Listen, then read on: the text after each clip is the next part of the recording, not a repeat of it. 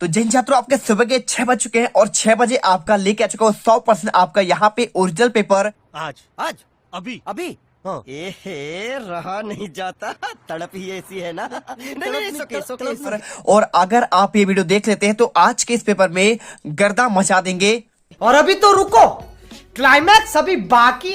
और छात्रों यहाँ पे अगर आप यहाँ पे मात्र आपके पास 2 घंटे समय है, यदि आपने ये क्वेश्चन पेपर आप रट लिए, देखिए सेट ए है, बी है, सी है, डी है, आपका यहाँ पे सेट कौन सा है ये मैटर नहीं करता है। मैटर करता है कि आपको यहाँ पे पढ़कर क्या जाना है 2 घंटे में, जो आज के पेपर में आप यहाँ पे गर्दा मचा सको। तो आप यहाँ पे देखिए मात्र आपका 25 मिनट का वीडियो है, यदि आप इसे रिविजन कर लेते हैं, पढ़ लेते हैं, तो आज के पेपर में आप यहाँ पे पूरे 75 में से 75 नंबर स्कोर कर सकते हैं। ये आपके डिपेंड करता है कि आप कितना आंसर रट सकते हैं। तो चलिए आज के इस वीडियो को शुरू करते हैं और एक एक क्वेश्चन आज के इस पेपर में आपको दिखाऊंगा और आपको यहाँ पे टॉपर्स बना दूंगा।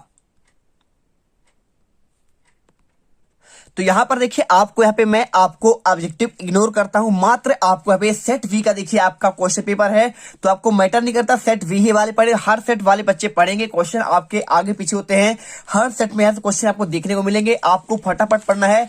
हम आपको यहाँ पे क्वेश्चन देखिए एक बॉक्स में आपका उत्तर दिया गया है और इसके बाद आपके सभी है, लेकिन आपको क्वेश्चन 6 से लेकर आपको 23 तक का यहाँ पे पढ़ना है और इन्हीं में से क्वेश्चन आपको डायरेक्टली आज के पेपर में आपको दिखने को मिलेंगे। चलिए फटाफट इनके आंसर रेडी करते हैं।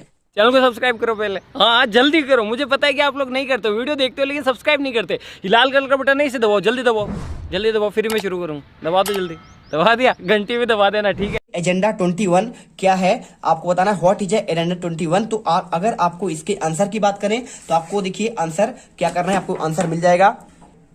देखिए अगर मैं इसके आंसर की बात करूं तो आंसर आपको लिखना है, आपको यहाँ पे देखिए लिखा है एजेंडा 21 1992 में ब्राजील के शहर रियो डी जेनेरो में संयुक्त राष्ट्र वन पर्यावरण विकास सम्मेलन के दौरान राष्ट्राध्यक्षों द्वारा स्वीकृत किया गया था। इसका उद्देश्य भूमंडलीय सतत पोषणीय विकास को प्राप्त करना है। तो आप आंसर यहाँ पे ये कर दीजिएगा, इसके बाद स्क्रीनशॉट कर लीजिए। अगला क्वेश्चन देखिए मर्सरी मृदा का विशेषता क्या है, तो आप यहाँ पे अथवा सहित आंसर रट लेना, क्योंकि आपका क्वेश्चन पेपर यहाँ पे जो है यदि आपने अथवा सहित पढ़ लिया तो प्रॉपर आप यहाँ पे पेपर में टॉप करोगे, इसकी हम गारंटी लेते हैं। आपको यहाँ पे क्वेश्चन जो है आपका कुछ आपके चेंजेस के साथ दिया जा रहा है, जिससे आपको यहाँ पे देखिए हमारे पर रिस्क ना हो, इसलिए आपको आंसर में मिक्स करके दे रहा हूं, आप इसे अच्छे से कर लीजिएगा। क्वेश्चन देखिए 6 का आपको यहाँ पे अथवा का आंसर आपको ये कर देना है, ठीक है। क्या लिखा है मृदा, ये मर्सली मृदा की विशेषता आंसर कर देना। आपको देखिए मर्सली मृदा का रंग लाल और भूरा होता है और मृदाओं में हुमस और नमी की मात्रा होती है। ये मृदाएं आमतौर पर रेतीली और लबड़ी होता है। आप आंसर ये करिए। इसके बाद क्वेश्चन देखिए भारत में कौन कौन सी मृदाएं पाई जाती हैं,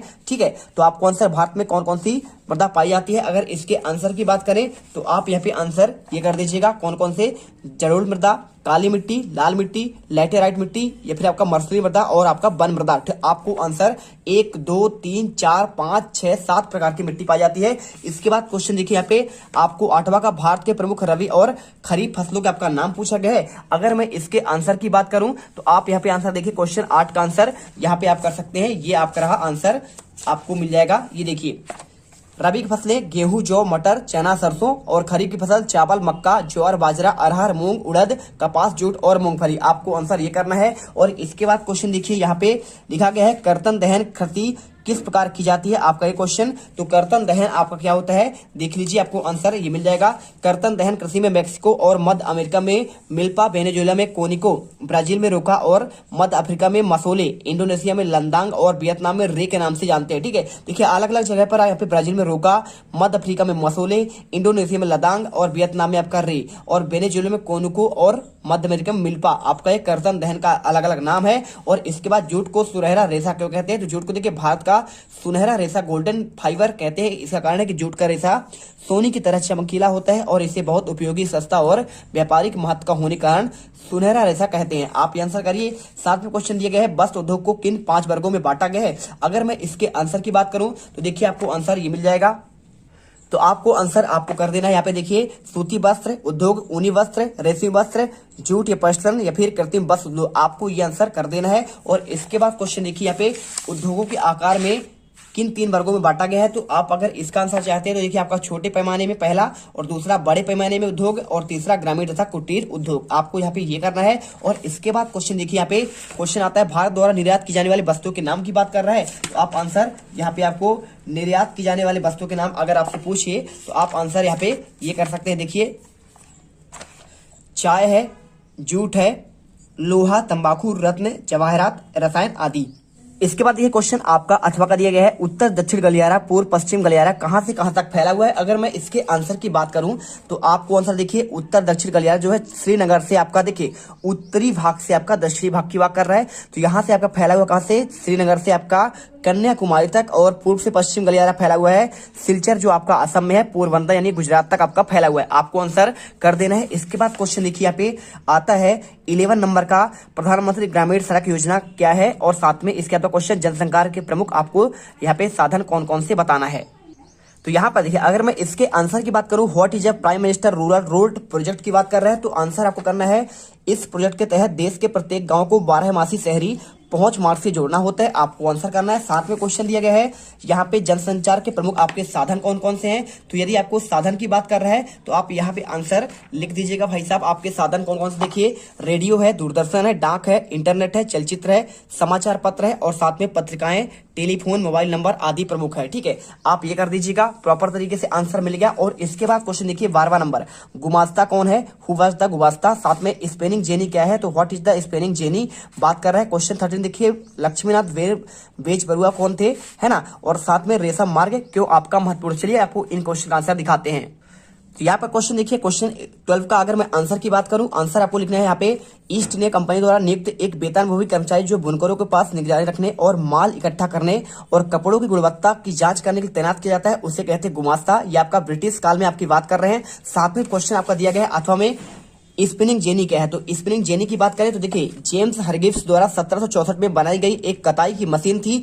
इस मशीन के द्वारा पहिया घुमाने वाला एक मजदूर बहुत सारी तकलियां यानी क्या होता है, आप धागे का सूत्र होता है, इस पर घुमा देता था और साथ में एक साथ कई धागे बनने लगते थे। यानी धागे बनाने की मशीन प्राचीन काल में जब ब्रिटिश काल हमारे यहाँ इंडिया पर राज करते थे उस टाइम पे स्पिनिंग जेनी का आपका यहाँ पे ये आपका क्या होगा, परिभाषा हो जाएगा। और इसके बाद क्वेश्चन देखिए यहाँ पे दिया गया है, लक्ष्मीनाथ बेजबरुआ कौन थे। अगर मैं इसके आंसर की बात करूं तो यहाँ पे आपको आंसर करना है, लक्ष्मीनाथ बेजबरुआ असमिया साहित्य के एक वरिष्ठ रचनाकार थे। बूढ़ी आयर साधु दादी कहानियां है उनकी उल्लेखनीय किताबों में से एक है। उन्होंने असम का लोकप्रिय गीत ओ मोर अपुनर देश ओ मेरी प्यारी भूमि भी लिखा। आपको ये आंसर करना है। साथ में क्वेश्चन देखिए यहाँ पे अथवा क्वेश्चन है, रेशम मार्ग क्यों आपका महत्वपूर्ण था।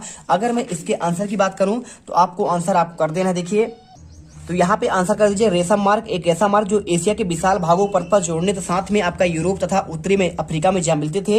इस मार्ग ईसा पूर्व में अस्तित्व में आ चुका था और लगभग 15वीं शताब्दी तक अस्तित्व में रहा।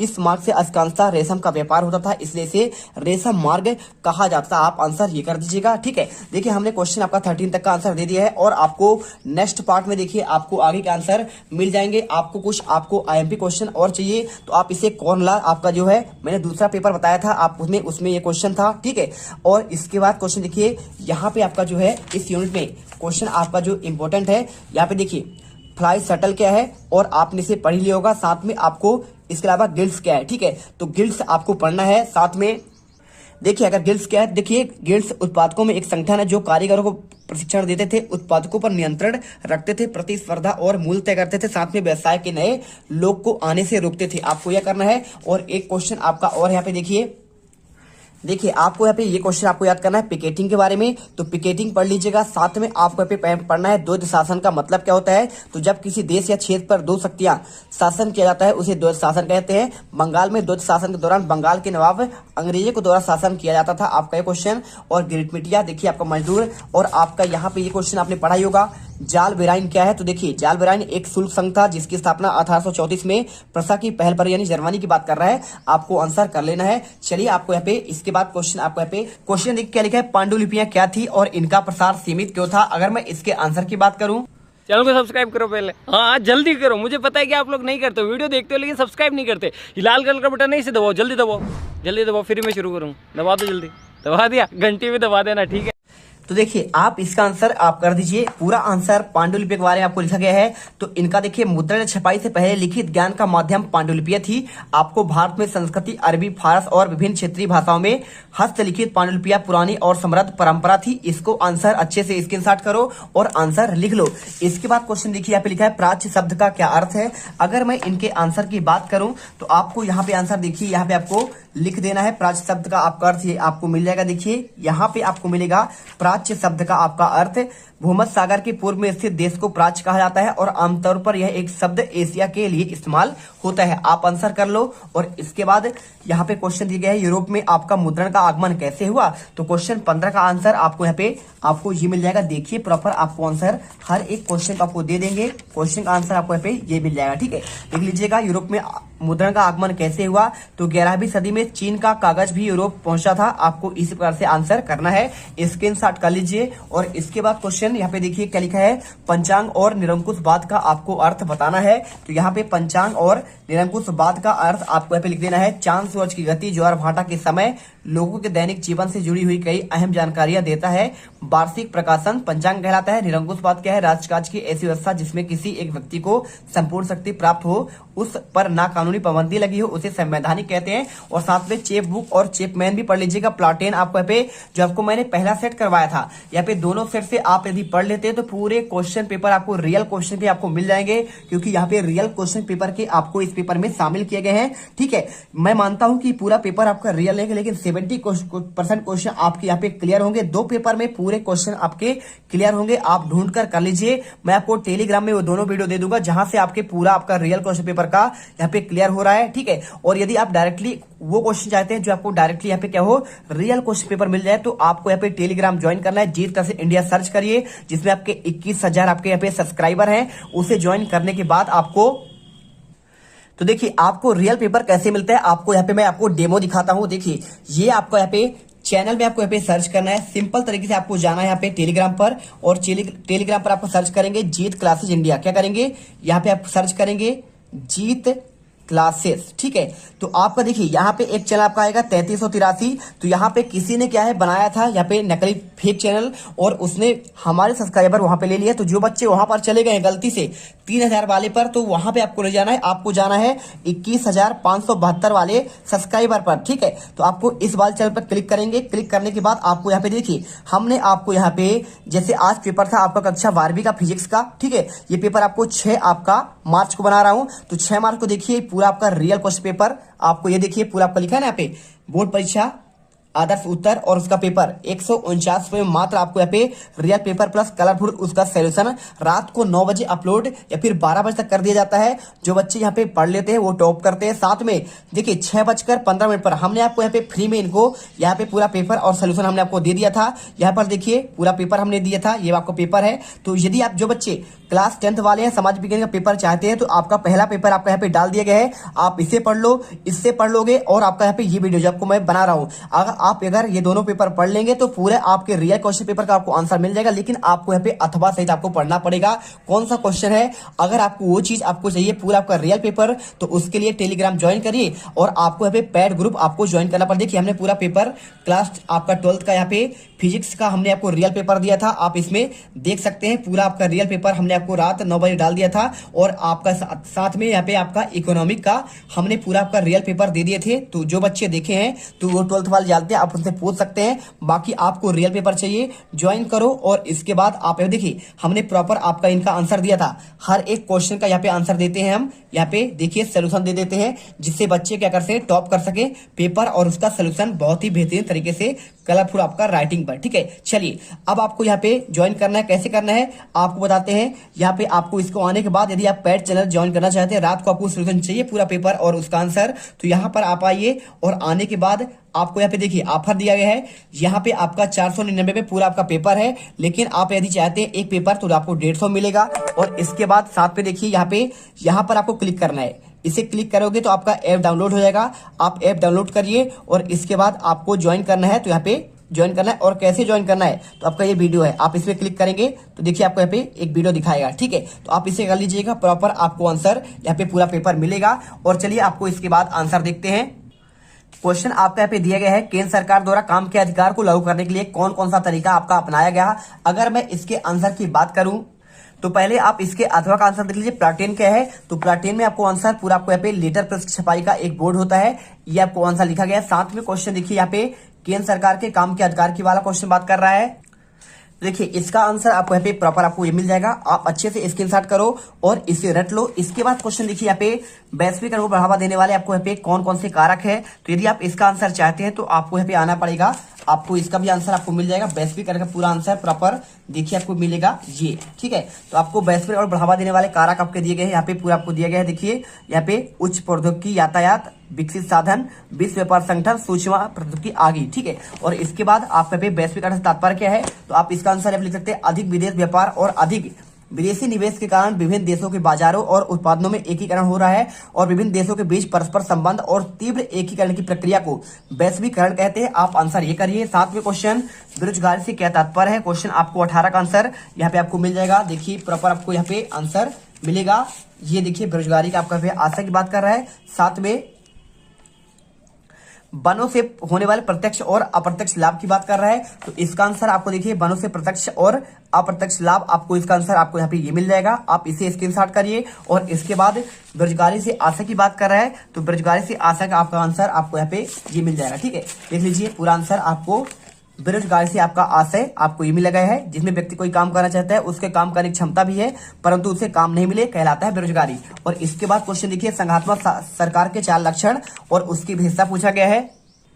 तो आपको अगर इसका आंसर कोई पूछे तो आप यहाँ पे आंसर ये कर दीजिएगा, संघात्मक सरकार के 5 लक्षण, शक्ति को बंटवारा पहला, लिखित तथा कठोर संविधान, स्वतंत्र तथा निष्पक्ष आपका न्यायपालिका और साथ में द्विसदनीय विधान पालिका, दोहरा शासन। आप आंसर ये करेंगे। इसके बाद क्वेश्चन देखिए यहाँ पे जैव विविधता से क्या है, यह मानव जीवन पर क्यों आपका महत्वपूर्ण है, तो इसका आपको लिखना है बायोडाइवर्सिटी के बारे में। तो इसका आंसर देखिए आपको पहले वाले सेट में आपका आंसर आपका क्वेश्चन ऑलरेडी आ चुका है। तो यहाँ पे आपको जैव विविधता के बारे में आपको लिख देना है। जैव विविधता देखिए यहाँ पे वन जीवन और कृषि फसलों में मतलब क्या होता है, जब एक ही जगह पर पेड़ पौधे जीव जंतु मनुष्यों का आपका निवास हो, वहां पे कहलाता है आपका जैव विविधता कहलाता है। और इसके बाद बांग्लादेश ग्रामीण बैंक पर टिप्पणी लिखना है। तो आपको यदि इसका आंसर चाहिए तो आपको यहाँ पे इसका भी आंसर आपको मिल जाएगा।